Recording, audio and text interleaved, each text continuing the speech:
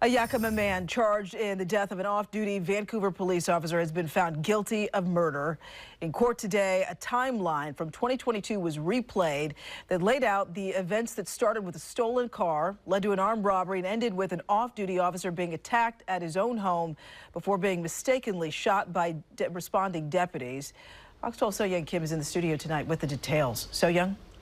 Riel, we've been following the weeks-long trial closely. Now a jury has found Julio Segura responsible for Officer Donald Cejoda's death.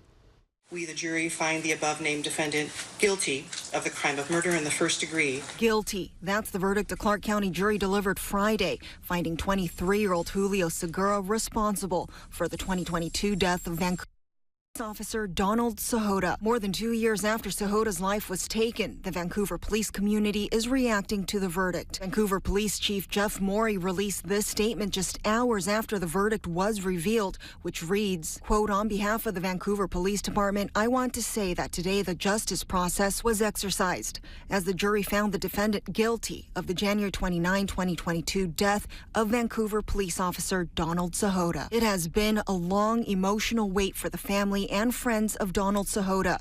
And while we are grateful for this verdict, the pain and tragedy of Don's death remains. Don was a beloved husband, father, son, brother, and friend who will always be missed and never forgotten." The 3-week trial stemmed from events that happened between January 28th and January 29th, 2022. It all started when Segura stole a car from a dealership in Yakima, then drove south. The next day, he robbed a convenience store in Clark County at gunpoint, leading police on a car chase, then crashing and running toward a nearby house in Battleground. On that fateful day, that house turned out to be Cejoda's home, who was off duty at the time.